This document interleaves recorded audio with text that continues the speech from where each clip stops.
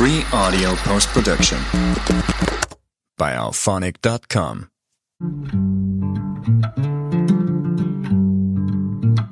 Welcome to Take It from the Ironwoman. My name is Susanne Müller, your host and the Ironwoman. This podcast is about empowering yourself and others to make real changes in the world. You will hear from everyday, smart, sophisticated, hip people like you and me. Not everybody has to be an Ironwoman to impress the world. Together, we will learn from the sports and business leaders how you can become a more successful person as an entrepreneur or a leader. It's one step at a time, one day at a time. Take your steps now. Take your big steps now. Join me on this journey to success. Take it from the Ironwoman. We only have special guests, and today we go to Ghana. We talk to Esther, and she's a food sustainability advocate, passionate about the intersection of agriculture and climate resilience.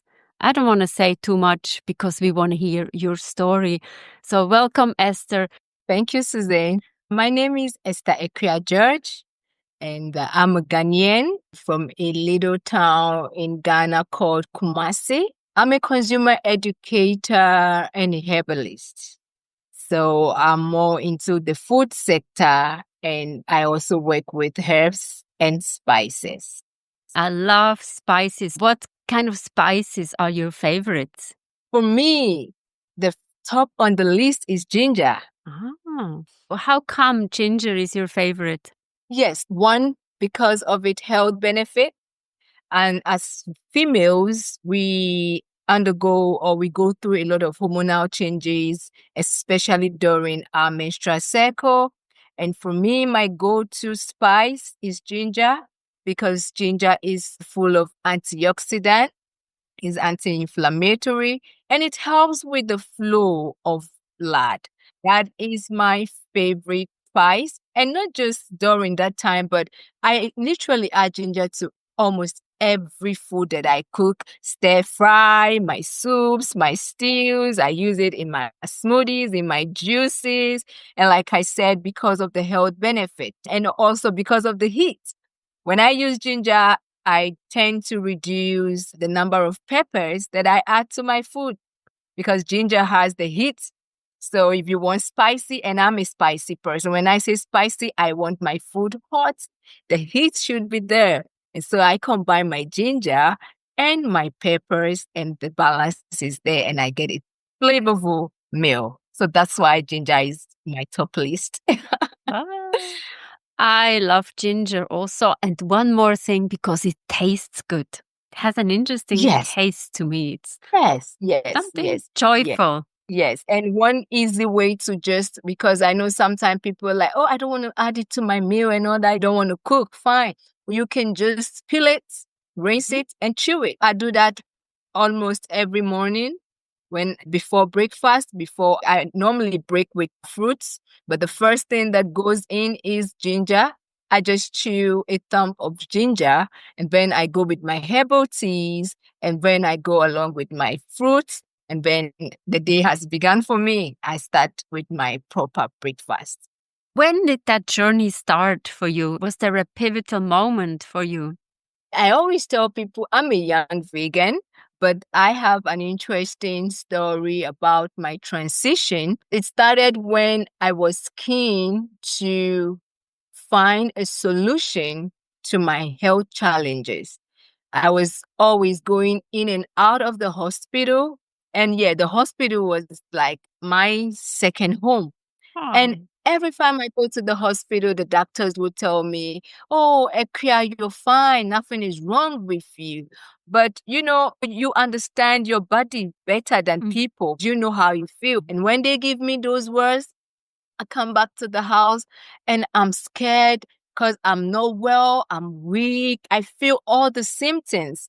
But then you go to the hospital and the doctors tell you you're fine. There was a quest, there was a hunger to find an alternative way of healing myself. And that was where my journey started from. That was the drive to my journey. I was looking for an alternative solution to all these up and downs in my health. Literally about, I would say 3 years ago, I'm a young vegan, but the journey started 3 years ago, and it's been an amazing journey ever since then. What do you think started? You felt better? What are the symptoms that you were eliminating in a way? Okay, yes. So the first one was weakness. I was always weak. And then I could feel that my heart was not functioning well. Sometimes I get palpitations. And, when I get dizzy, it affects my heartbeat. And also my brain health was low. Like I could feel it. I get easily tired in my brain. The ability to focus or to concentrate, the energy wasn't there in the brain. I could feel it. Our body actually speaks to us. And it's sad because a lot of us don't listen. And we don't even have the time to listen. That is where the challenge is. Because sometimes you know that there is something going on which is not right, but we ignore it. And that is us not listening to our body speaking or talking to us. All these symptoms and also symptoms of anemia, these are the prevalent four that I was looking forward to eliminating. And every time I go to the hospital, the doctors tell me I'm fine, but I knew I wasn't fine. My immune system was weak. I was prone to easily falling sick or easily getting affected with these bacteria and all of that. My immune system was weak as well. I just wrote down, don't have time to listen. For the listeners, we need to listen and take that time to listen to our bodies. Because what you said, we know our body the best. The doctor, they just treat the symptoms or what we're telling them. But you know that when you eat one food that you don't feel so good, and let's say with the ginger, you really feel good. How did you educate yourself about all the herbal and healthy habits that you are now providing? Excellent. Thank you, Suzanne. That question resonates deeply within me. I mentioned earlier that I was on a quest. I was keen to searching for solution. I got tired. I became frustrated. It even led me into depression. You know how it feels when every day of your life you wake up and it feels like you're just existing because you're living like a vegetable. You're so fragile. You're so weak. You are vulnerable. Your body is vulnerable. And so I wasn't happy about that. I was really keen to looking for solution, and that led me to researching. I started researching, and then I took a course on plant-based diet. I've been hearing, testimonies, or let me use the word, good things about you transiting or being on a plant-based diet. I told myself, okay, if all these people are saying these good things about transitioning, or overall they say your food is your medicine, let me try this path. Let me take this journey of your food is your medicine. And that was how I started. I started with the researching, listening to people, and also taking that course. And that course helped me, which has made me to be able to also educate others.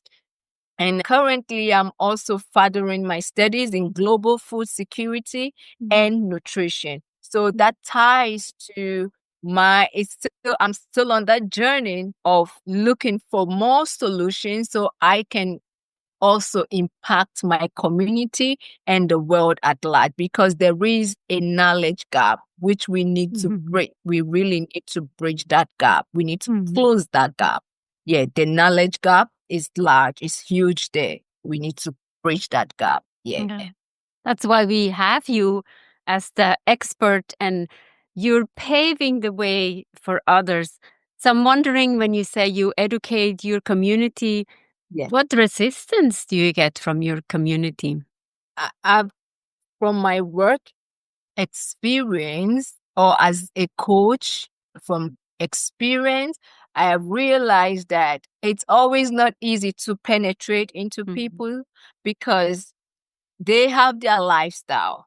It's not like we don't know. We know, just that we have moved away. There is a shift away from our culture. So I will use Ghana, my country, as a case study. In Ghana here, about 60 to 70% of our local foods are vegan or vegetarian meals. I'm learning something. I'm glad that you're bringing Yes. Ghana to the forefront. And Yes. what is it? So, What vegan products produce do you have in Ghana? oh yeah, so when I say vegan, they are vegan based, referring to, for example, we have a sauce here called the garden egg sauce. Is a local sauce where you boil the garden egg, then you add in your little pepper, you add in your salt, you add in your onions, and we have something that we call apotoyua. It's like a mortar, it's wider than a mortar. You just use that to blend it locally. You heat up palm oil, you add to it, you can use that. That can go with boiled provisions like potatoes, like yam, like plantain. You see, that is a local vegetarian or vegan diet. That is a simple diet I just gave to you with a simple recipe. But then we've moved away. Now we have embraced the Western diet, which we call the globalized diet, which is full of trans fat, processed foods, unhealthy fat. It contains a lot of sugar, a lot of salt. Currently, there is a prevalence when it comes to high blood pressure. Do we ask ourselves where this is coming from? A lot of our foods contain salt, high sodium. And we keep munching on the snacks, the cookies, all of them, the biscuit, all of them. The salt is there. So back to your question where you asked me about, was there a resistance? Yeah, there was a resistance and there is still a resistance, but what makes a difference is the results. For example, when a client comes and says, I have high cholesterol, able to provide guidance and advice, you tell the person the food options to embrace. I just tell them, try it for a week, maxi 2 weeks. If you don't experience a change, please, you can decline. Just don't further with this program. I'm grateful, I'm thankful because at the end, the result is what makes the difference. That speaks for itself. And it's not easy to change the diet because this is a routine, this is a habit, and this is sometimes the social pressure also. It's the lifestyle. So it's not so easy to change. I wanted to quickly add to that. And it's a gradual process. And I also tell people that moderation is key.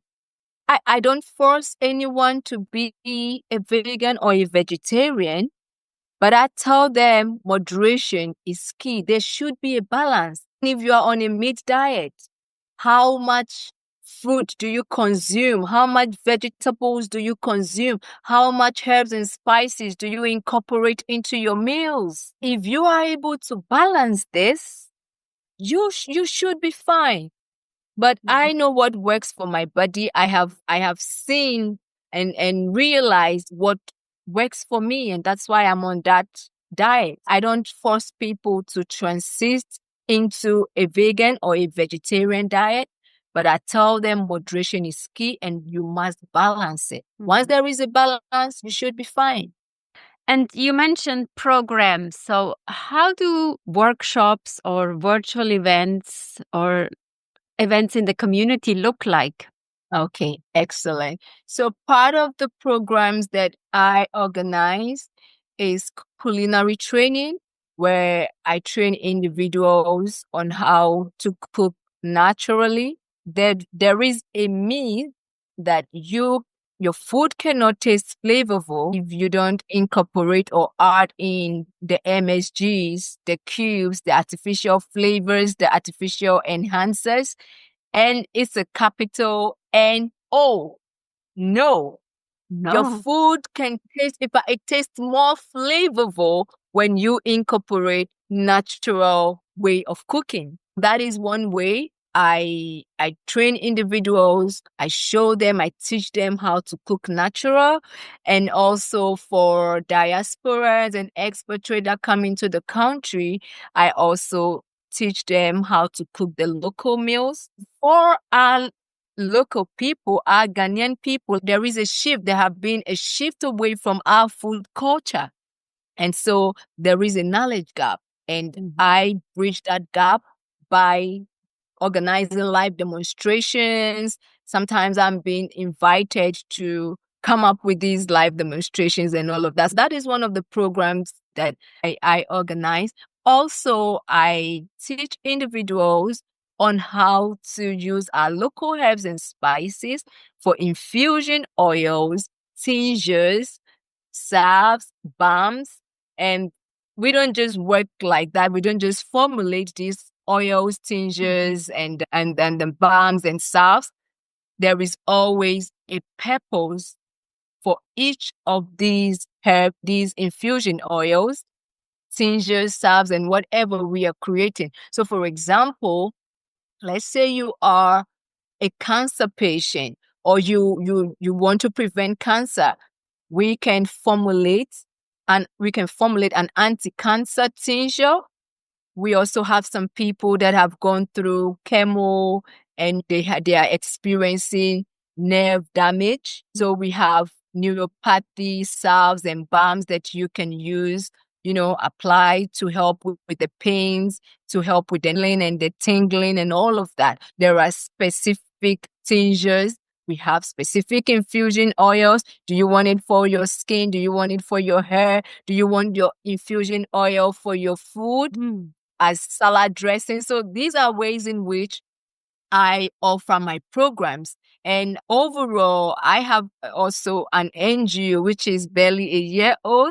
And what we do is we organize community events. We invite our community and we bring on board a naturopath or a holistic coach to come teach them, give talks on how to heal the body naturally. So a case study in June or July, we are yet to finalize the date.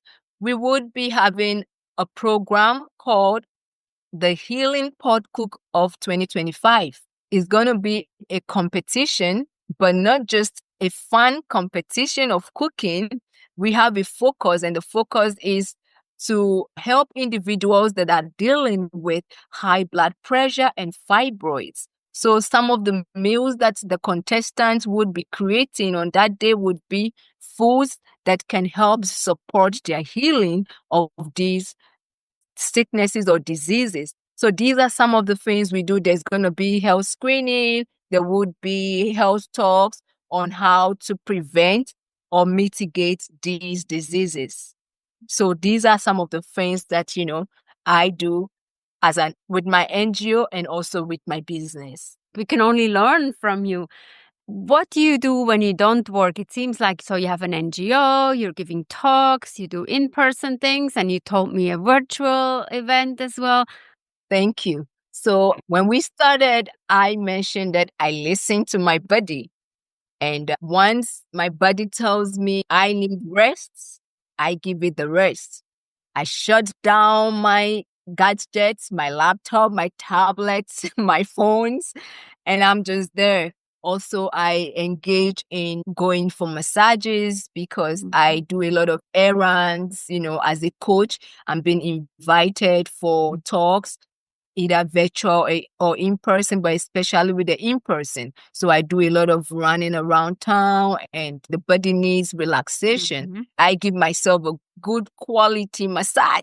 And also, one way that I also rejuvenate is through my herbal teas. For example, we have stress relieving teas like your chamomile, your lemon balm, your mint, your peppermint, your basil. These are stress relieving. So I take them. So these are ways that I rejuvenate. But overall, I take rest when I need to go. When I need to have rest, I give myself rest. And so I work on a schedule calendar. Every day I have an itinerary. I have a timetable of what I need to do, what I need, the target I need to hit for the day or for the week. But I also designate time to rest. And that's how I rejuvenate. Rest and eat good food and drink my teas and pray overall. Yes. Wonderful. Oh, thank you so much. And I like to finish on this high note, but it's all about a healthy mindset, healthy food, and the rest, and listen to your body. So thank you so much, Esther, for taking us on a journey for better health. Thank you, Suzanne, for having me today. I'm excited to share this with the audience, our listeners. Yeah. What are you taking away from this conversation? You don't take the time to listen to your body. Make the time to listen. Food is medicine, and it's your body, it's your life. Thank you so much, Esther, for a wonderful conversation. And this conversation just has started. We planted the seeds, and later we will harvest the flowers that we have planted. Take it from the Ironwoman. We have episodes every Monday. Come and join us, learn with others, learn from others from different parts of the world. And Take It From the Ironwoman is also the book, Global Business Coaching with Sports Parallels. Get it in your local bookstore or download it. And also support the podcast, like us, subscribe, and take the time to write a review. We're very happy to have you as a listener. We keep going because you're listening here. Thank you so much, and bye-bye. See you next time. Free audio post-production by alphonic.com.